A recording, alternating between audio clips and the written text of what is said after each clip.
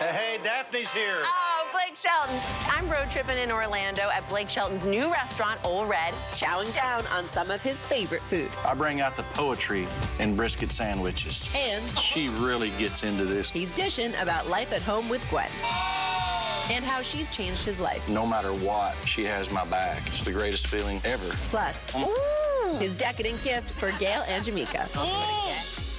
That's next. Let's dish. The kitchen has always been the center of my world because life is more delicious when it's full of food and fun. Everybody knows me as a culinary expert and food judge on television, but also I'm a mom trying to get dinner on the table. From Hollywood to home, I bring Southern sweet and Caribbean heat, and I'm not afraid to stir the pot. Good food, good friends, good dish. Sasha, Padre, Do the walk. Do the jive.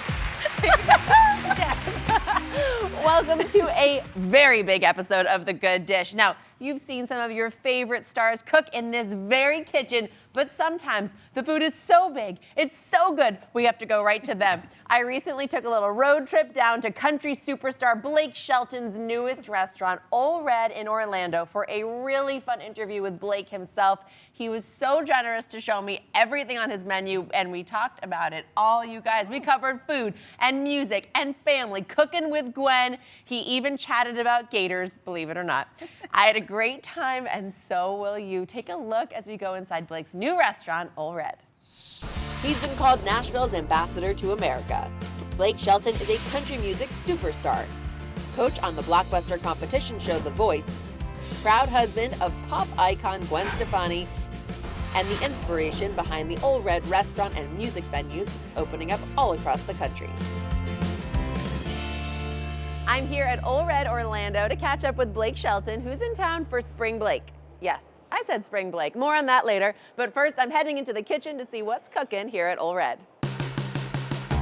Mark Bohr is the executive chef at Ole Red Orlando. It smells so good in here. What are you working on? We're working on an Ole Red favorite, our Austin brisket sandwich. Ooh, a brisket sandwich. Okay, what's the key to nailing a brisket sandwich? Well, first of all, selecting the right brisket, the rice spice blend, and cooking it low and slow. Okay, what's going on yours? We rub our brisket in mustard in our house brisket rub, and then we smoke it for 14 hours at 190 degrees. This one looks hot and delicious. This one just came out of the smoker. I'm gonna slice some up. Place. So good. Would you like Guys, to try? Here's a prize burnt end. You love me. You really love me. You gave me the burnt end. That's good.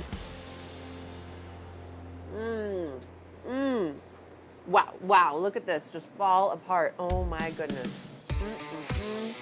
Okay, let's make this sandwich. It sounds All too right, good to be so true. we're gonna start with our chorizo link on the bottom. And you smoke this too? We smoke this for about an hour and a half at 180 degrees. Wow. And then we get our freshly sliced brisket on there. Whoop. Whoop. Brisket down. Okay. Oh, wow. You loaded up. And then how do you make money on this sandwich? This is amazing. Oh. And then we hit it with the white barbecue. Wait, talk to me about the barbecue sauce. What's going on in here? So it's a mayonnaise-based sauce. It's got horseradish, little gochujang, paprika, and a couple of apple cider vinegar.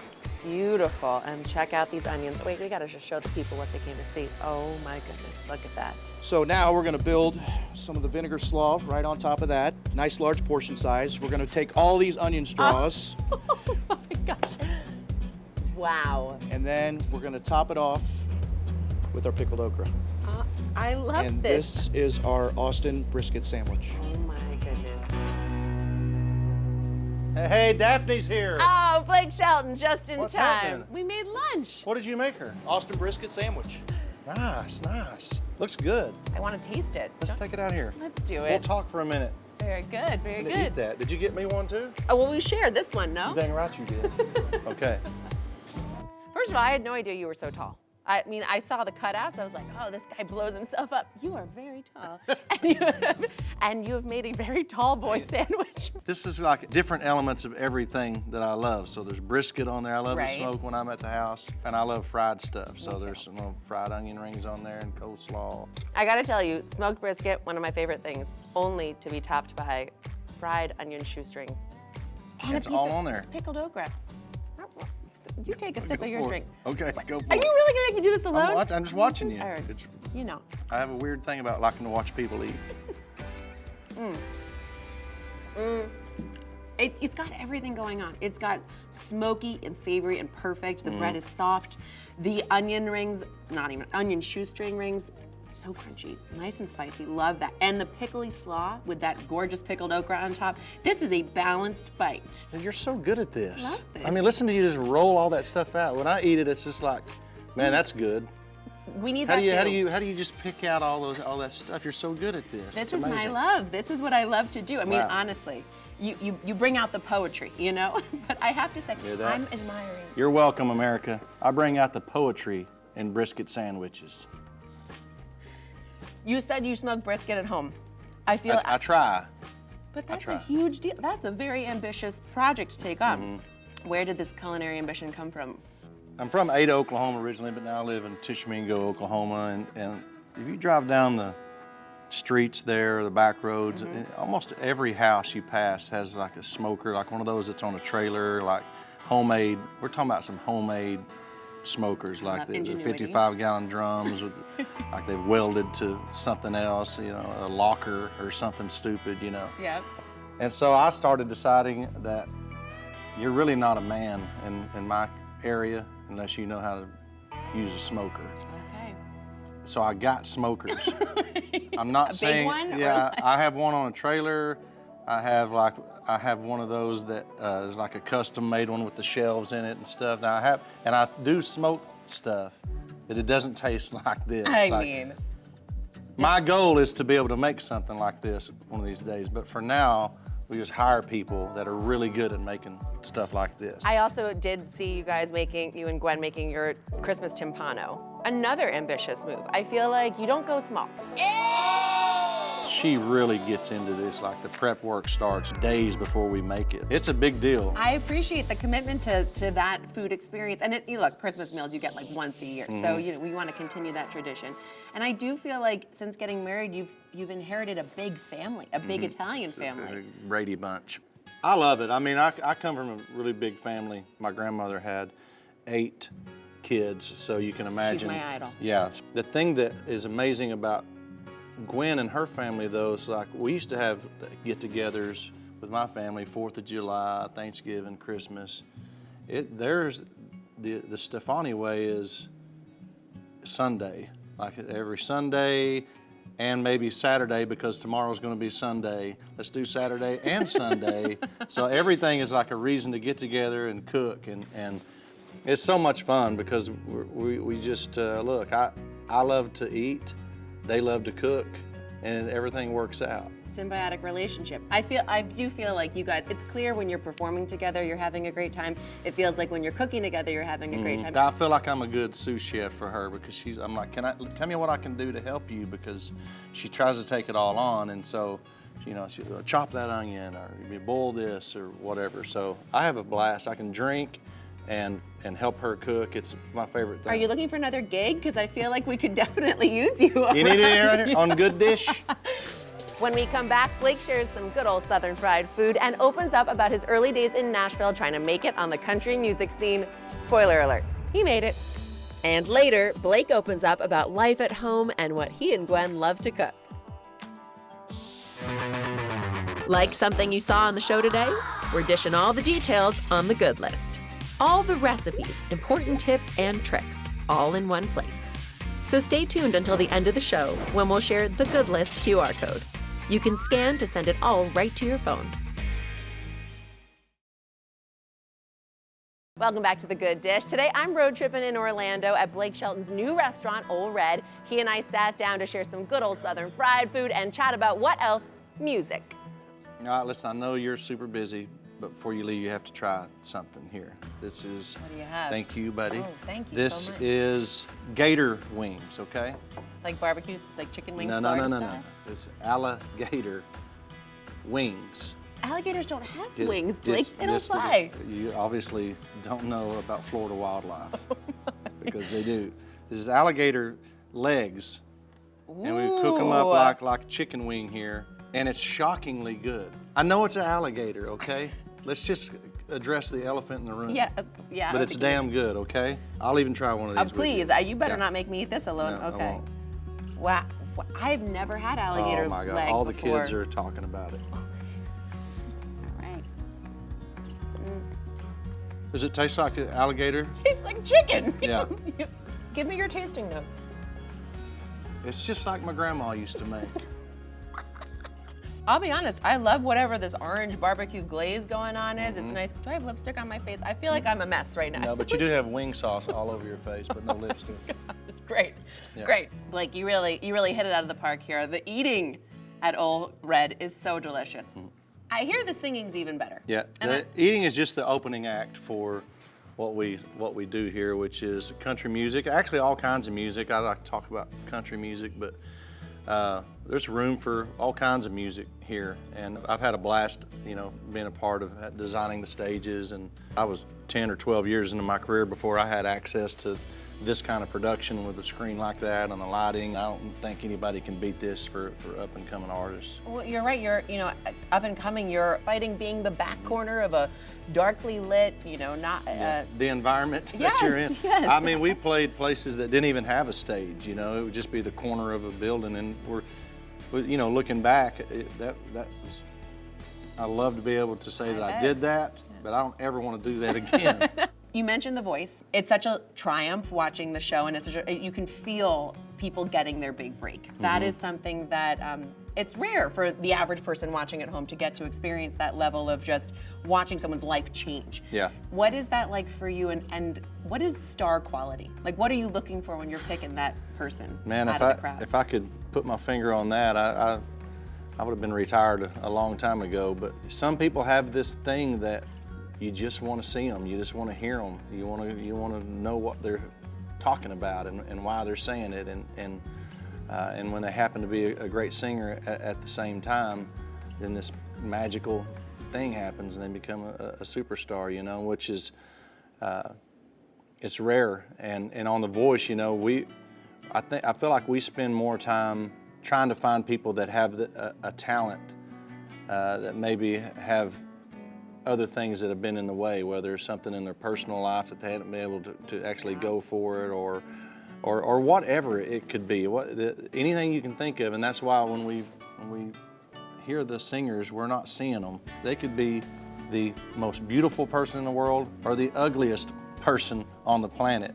We don't care. We want to know if you're a good singer or not. That's how you get on our show, and I'm really proud of that. As you should be. I think it's part of what makes it so exciting, because it's anyone's game. But you just said something very powerful, which is that we all get in our own way half the time, and it's so interesting. You probably see people for what they can be before they're even seeing it for themselves. And the ugly comment, I was obviously talking about Adam. We allowed Adam onto the show for years, and we overlooked the fact salty, Blake Shelton. that he's disgusting. Wow, bold moves. I do feel like you guys have this, well, it's almost love-hate, but the love part is, it's deep. It's a deep love. But if I didn't love him, I wouldn't talk about how ugly he is. Who's the better cook? I don't even think Adam could change a flat tire, much less make a grilled cheese. Like he's so rich that he just hires someone to come make him a grilled cheese or a peanut butter and jelly sandwich. He doesn't need to know that stuff. He's so rich. They also all, even beyond Adam's reign, they all seem to give you a really hard time on The Voice about your wardrobe. What's that about? I feel like it's more of a uniform than it is a wardrobe. It's because I wear the same clothes season after season. It's not my fault. It's my stylist's fault. Just throw her under the bus. I know, she drinks a lot, and I feel like she doesn't remember. Oh my God, I wore that last week. I wore that last week, Susie. It's like, okay, that's all I have. So I wear a lot of the same clothes. Well, it feels like utilitarian, like you could do anything. You could change a tire, you could get on stage. Very manly. I'll take that as manly. Very manly. Speaking of getting on stage here, you are in town for Spring Blake. Did you plan? No, I didn't invent Spring Blake. Your name around Spring Blake? Let's get that out of the way. I'm still not sure comfortable I am with the branding of Spring Blake. I'm a team player. I'm going with it. I just want to sing, okay? So I said, yeah, call it the week, Wait, whatever you want to call it. What is Spring Blake? Spring? It is Spring Blake. You're saying it right. It I keep sounds saying ridiculous, doesn't it? Spring Blake. Oh, Spring Blake. Basically, just to kick off of really the concert series, which cool. is, you know, we'll have music from morning till the end of the night. And let's talk about performing on stage when you and Gwen perform together. Do you guys have overlapping artistic tendencies, or do you feel like you have to negotiate when you get to the stage together? No, it's very seamless and natural. You know, when there's times when if I'm out doing a show and Gwen happens to be there, and she'll come out and do a couple of songs with me and surprise the crowd. It is the most exciting thing for me because, you know, I think people have in the back of their mind, you know, I wonder if Gwen, you think Gwen's here? What if Gwen's here? What if she comes out? You know, and then that moment that it happens, it's just like this eruption, like a deafening eruption, and I have so much, like just a sense of pride about it that I wish she could be at every show, and I wish I could be at every one of her shows, but it doesn't always work out like that. But when it does, man, it's the greatest moment I've ever experienced. Okay, next up, I know you guys can't get enough hearing about Blake and Gwen, and when we come back, more about Blake and Gwen, and also our shared love of s'mores. I'm back road tripping with Blake Shelton here at Ole Red Orlando. Gwen's been quoted saying that you are her favorite person, and you've said that she saved your life. What does that mean? Well, I think it's pretty self-explanatory. We found each other at a very low point in each other's lives, you know, and I think she kept me from going to, you know, to the absolute bottom. You know, it was like literally falling off a cliff, and hand reached out and caught me is what it feels like. And I don't know, I've never had that with somebody where it just felt like no matter what, she has my back. It's the greatest feeling ever, for sure. That's I think what all marriages hope to have, and it's incredible that you were both able to do that for each other. Yeah. That's a very special point. And then after that, you moved her to Oklahoma from Hollywood. What was that about? She comes to Oklahoma a lot. Let's not confuse it. She still lives in Los Angeles, and I do pretty much too, you know, but we get to escape to Oklahoma, and I'm there, you know, more than she is because I have, you know, things to look after there, but she loves Your it smokers. there. My smokers, that's right. Still learning. There's probably one going right now that I forgot about. But she loves it there. She loves the freedom there and the being able to just kind of let your guard down and not have to, you know, stress about where the paparazzi's hiding today and just dumb things like that she became so used to in her life that she comes to a place now where she truly experiences some freedom. Yeah. And she loves it. What's your normal day like there? Well, it depends on the time of year, but Gwen is so into flowers that she has now like acres and acres of ground that I've had to, you know, work up and get ready, and she gets out there. She saw the jacket. She said, this guy, he knows how to get in the garden. I get out there with the tractors, but she does most of the work when it comes time to planting. I mean, she wants to plant the flowers. And I mean, when I say acres, I'm serious about it. Like, any kind of flower you can think of, whether it's zinnias or sunflowers or bulbs, all that stuff. She loves experimenting with it and cutting them when they grow, and that's her other music in her life. I love that. All right, one last fun question, because you put up a picture on your Instagram recently of you as like a 4-year-old, 5-year-old little boy, so cute. And it reminded me that you used to do beauty pageants when you were little.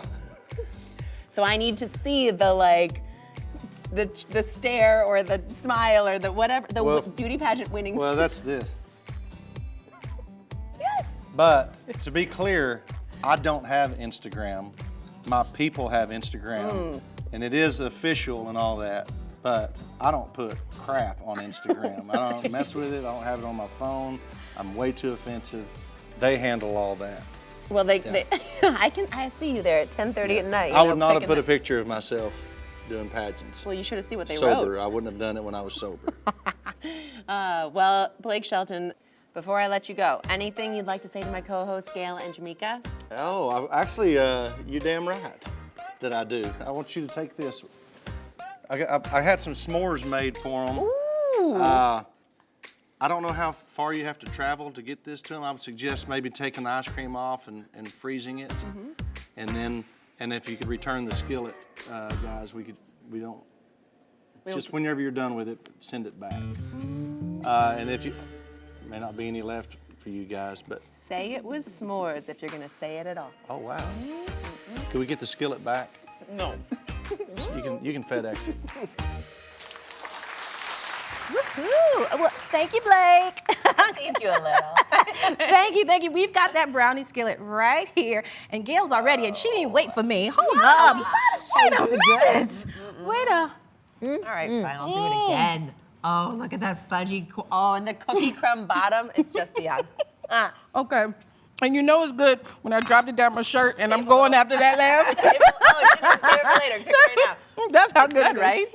I will say, for all of us, that is so good. Also because the toasting of the marshmallows is like just a little charred, so smoky. Chocolate sauce, cookie, brownie. And it's gooey, Vanilla just ice in the cream. center, gooey enough.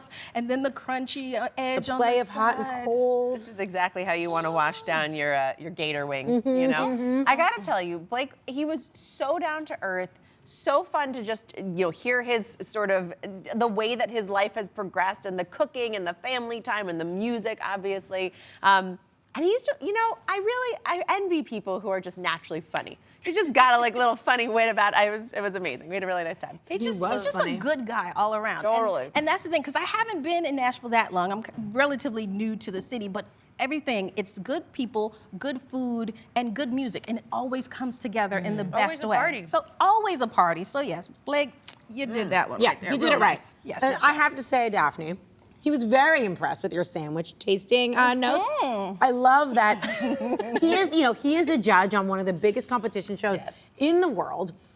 But when he heard you talk about food, you could see him swoon the way that we swoon when we hear a great song, right? Isn't that funny? I think you should maybe go on tour with him. You can be the opening act. You can taste delicious things and give your notes, and people will go crazy. I was a little bit, I felt hilariously awkward that I was eating this sandwich by myself. That was awkward. But you owned it. When food calls, I answer. I answer that call, and he does. He brought his beautiful Austin brisket sandwich, inspired by his #1 hit single. It definitely brought out the poetry around brisket. But I do. My food lives in full color. I will tell you that. That's why we But love I you. don't think anyone would watch that tour. Hey. I mean, front row seats for We'll me. be your background eaters, and we right. will help That's you right. along. There we go. Guys. There we go. There we go. Background eaters is I'll hilarious. just be in the corner.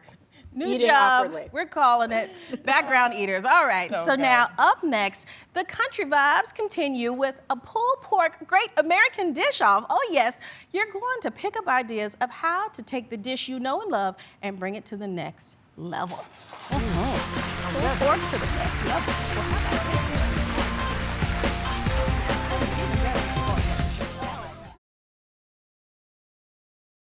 Welcome to the Great American Dish Off, where we search for the best recipes in the country. Whose dish will win the Great American Dish Off? And today, pulled pork. First, Kathy from New Jersey says her pulled pork can't be beat. My name is Kathy and I taste food for a living, so I know what goes into a good dish. My Mississippi pulled pork tenderloin is guaranteed to win.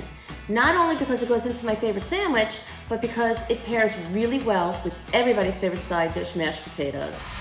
Next, Nia says her Southern grandma taught her everything she knows about cooking. My barbecue pulled pork tacos are soft, juicy, and melt in your mouth delicious. When I make them for dinner, every plate is licked clean.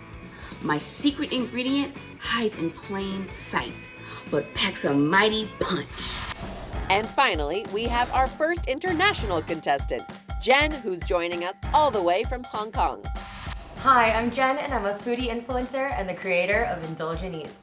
My pulled pork empanadas are a fan favorite among my 300,000 followers on Instagram, so I just had to include it in my cookbook. Now, there is a secret ingredient, but I can't tell you what that is just yet.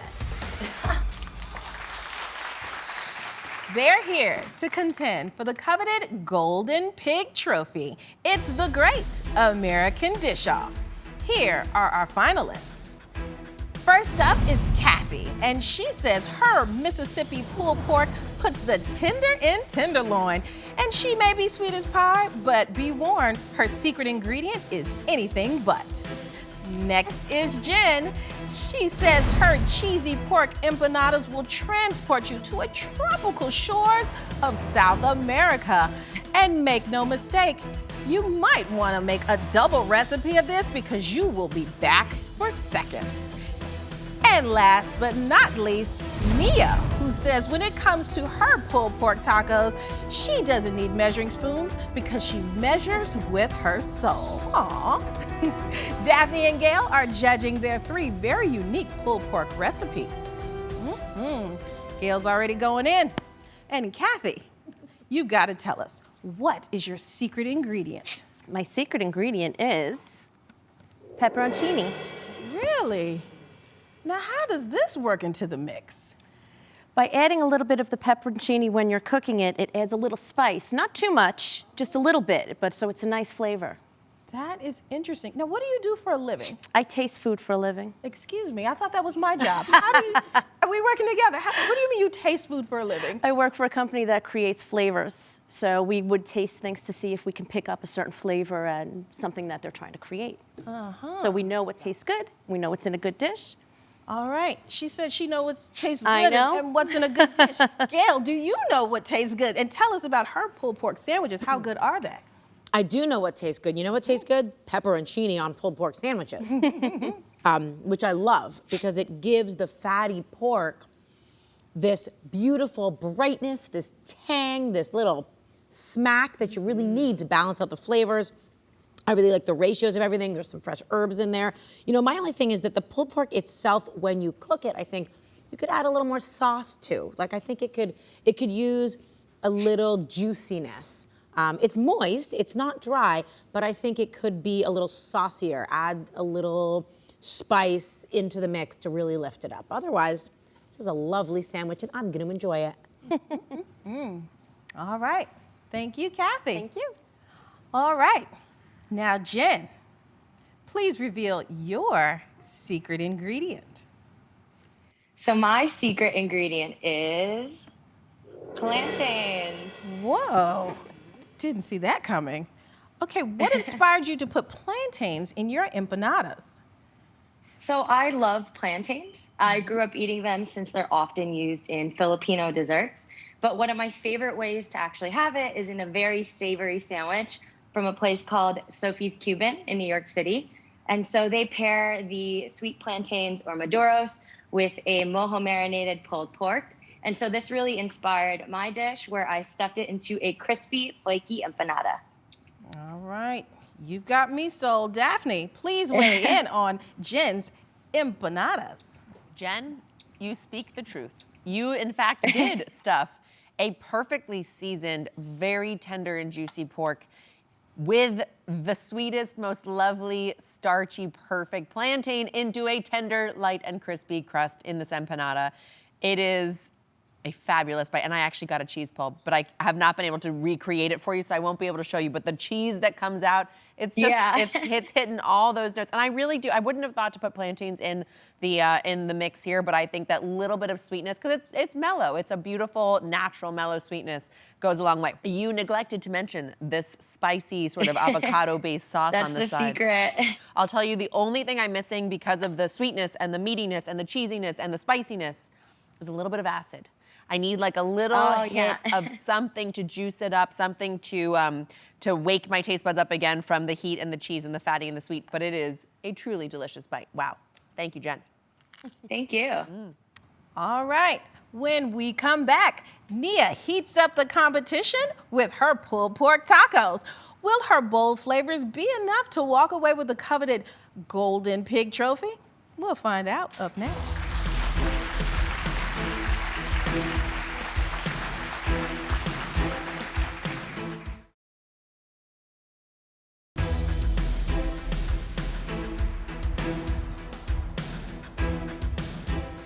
We're back with the Great American Dish-Off Pulled Pork Edition.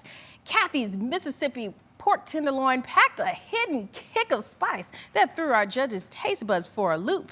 And while Jen's pulled pork empanadas surprised us all with plantains, now it's time for Nia's pulled pork tacos. Nia, please reveal your secret ingredient. Okay, my secret ingredient is sugar-free barbecue sauce. Yes. Okay, do tell. Was this a family recipe? Like, what made you want to put barbecue sauce in your pulled pork tacos? Well, the pulled pork is a family recipe, and what everyone loves, you know, barbecue sauce. And I do a lot of sugar-free recipes for people with diabetes and high blood pressure. So there's a little kick to it as well. So it's kind of a sugar-free, kind of spiced barbecue sauce. All right, so now, judges, is she pulling our leg on how good these tacos really are? Or she do her thing with these pulled pork tacos? What's the deal? She is pulling punches, not legs, right here. Woohoo! There's a lot of flavor in these tacos. The pulled pork does have really nice heat, lots of juiciness, which I loved. What I want to talk about with you for a second, Nia, is your slaw. Yes, please. Because you didn't talk about that. Did you use yogurt as the slaw dressing? I did. I used Greek yogurt, actually. And how come? Just to give it that a bit of moisture, and again, to kind of lower the fat content of it. Yep. Well, it does all that and a lot more. Thank you. Very nice indeed. All right, I say it's not pulled pork if things don't get messy, okay? So now it's time for the judges to confer and choose the winner of today's Great American Dish-Off pulled pork style. Yes.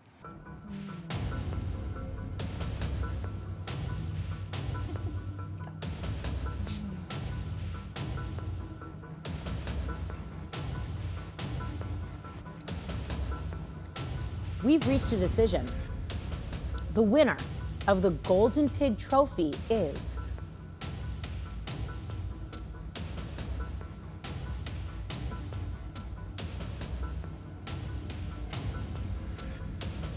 Jen's Empanada. Whoa! Jen's Empanada. Jen, you win the Golden Piggy! Congratulations! I'm so excited. I'm so happy you guys loved the recipe. We loved your recipe, Jen, and I want to ask a follow-up question because neither Gail nor I could stop eating it. It was so delicious. You know, with empanadas, it can be really tricky to nail that perfect, crisp dough to make sure that the flavors inside really come through and that you get that wonderful, crisp lightness. How did you get that dough so perfect? How is it so light and crispy? Honestly, I think it's just the ratio. There's some butter in there, which is kind of always going to give you those flaky layers. So it's almost like a hybrid of like a pie crust along with a dumpling wrapper.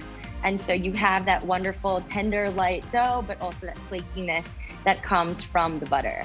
Wow, well, it really hit it out of the park. And I have to say, I was a very little happy piggy going wee, wee, wee all the way home with all three of your delicious meals. Thank you so much. They were great. Jen, congratulations. A big thank you to all of our dish contestants today. Next, find out what is in Jamaica's Amazon cart this week. I got a sneak peek, and one of the items is a must-have for your makeup bag. We'll show you why when we get back.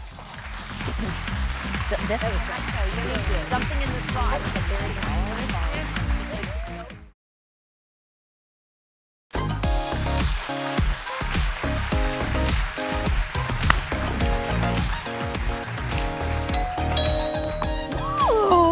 That's the sweet sound of an Amazon delivery. Now tell me, hearing that sound doesn't make the favorite part of your day. I get so excited. I'm like, it's here, it's here. Ding dong, cousins are here. I can't wait to show everyone what you put in your Amazon cart this week. It's always so exciting. You find the best things. What are your latest and greatest Amazon finds? Well, since you asked, I must deliver. All right.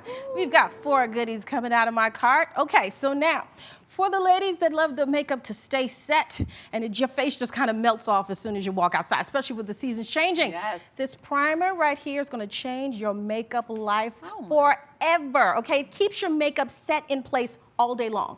A makeup artist turned me on to this. I use it every single day. Put your moisturizer on, apply it. It's a thin liquid. Apply it with a cotton swab or a sponge. It builds a barrier on your face. You apply your makeup like you normally would. I don't have to reapply. I don't have to do anything. It's crazy. It works. You got to do this. $15 will change your makeup life forever. I get my makeup done with you every single day. You held out on me on this. I'm always like, why does her skin look so good? She looks like she's got this doll skin. What's going on? Well, I have to keep some secrets. Well, now everybody knows. Go to Amazon and get yours for $15, okay? So amazing. And honestly, I wanted to actually show everyone this video because sometimes you think adding like a layer of primer, maybe it's just like a nice gimmick, nice to have, even though after that endorsement, Jamaica, everyone's running out to buy this primer. It may sound extra, but I want you to see the difference putting on a primer actually makes. Take a look at these two oranges, okay? Now, if you apply primer to one, that one on the left has the primer, this one on the right does not, and then you apply your foundation, you can literally see the difference that applying that primer makes. The orange without the primer has so much texture, where the one that was smooth with the primer has that wonderful smooth doll skin appearance, because the primer actually works to fill in all those imperfections, any differentiation of the skin, any acne scars that create just an unevenness, and you can create this beautiful smooth surface that your makeup will then glide over. There you go. And you don't have to keep reapplying and then you get all cakey and all that. We don't need that anymore. I'm changing your life. I know. Gosh. Write me, tell me how much you love me after that. Okay. Blow our minds again. So now, moving right along to my favorite kitchen must-haves. So now, I use this in my catering days. I have it in my kitchen. People are like, what is this? This right here, you love pancakes on a Saturday, Sunday morning. This is a pancake waffle maker. It sits in this little stand. The stand is included. You put your batter inside, and this little lever, it falls to the bottom. Perfectly shaped pancakes every single time. Never a mess, because you have that measuring cup, it's a hot mess in the morning. Pancake batter's all over. Put this in here. You can make your pancakes, wait for them to cook, come back to it. $23, your pancakes and waffles will never be the same. I use this also for funnel cakes. Funnel cakes, y'all. The summertime and funnel cakes, I get excited every time. Use this, never makes a mess. Drizzle that funnel cake in that hot oil batter. That is so exciting. Love it, love it, love it. Oh, delicious. Okay, so we got our skin looking hot. We got our pancakes perfect. What else is coming in my Amazon cart? All right, so now, I don't know about you, when me and my friends have our cocktail hour, they get clumsy. Not me. It's not me. It's them, okay? So I've invested in shatterproof glasses. These are the key to any party, any gathering. Everybody's back outside. I mean, come on. Can you shatterproof? Come on now. You can't break these. You can't break them. Test what's inside. Shatterproof. If you don't believe champagne me, too. I like that. It's real champagne, but the glass is not, and they look very elegant. I mean, you could put like cool soups inside of there, desserts if you don't want to do that. And y'all still don't believe me. Shatterproof, Daphne, catch it. She missed it. Did you hear a crash? I didn't, because they're shatterproof. Yes. I love them. You can get a set of 4 for $19. Perfect. You know what? I'm really impressed that they don't shatter. And honestly, I'm thinking for my clumsy friends, but also my kids, my clumsy kids. I love that you can use these and have, sparkling cider or even just juice for the kids. Makes them feel really grown up without handing them something breakable or topply. When you put them with even a plastic actual coupe with the stem. I'm sorry, not coupe. When you put it with a stemmed champagne glass, it feels like wobbly for them. This is the perfect thing to move. Perfect. Okay, everybody's gonna love these. Set of 4, get them in your cart. Now, this one saves time like you never believe in that prep kitchen. Chopping those onions and vegetables. You got the cutting board, you got the knife. Who wants to do all that? This chopper is $36. Very simple. You put the blade on the inside, put your onions, garlic, whatever you wanna do. Put the blade on. I'm not plugging it in. I don't have a battery. Look. See this? But done. Onion, did you see it? Okay, you are baffled. Get a close-up of her face. She is dumbfounded by this. I live by this. That was 3 seconds. It's literally like starting up a lawnmower. There we go, and done. Simplest thing. $36. My mind is blown. Jamaica, once again, you are just the queen of finding all the good stuff on Amazon. All of Jamaica's must-have items will be featured on today's Good List. Stay tuned to get those details sent right to your phone. Plus, if you love the convenience of a boxed brownie mix, we've got a secret trick to make them taste like they came from an expensive bakery coming up. That's freaking crazy. That was crazy. I was like, oh, shoot, I hope this works.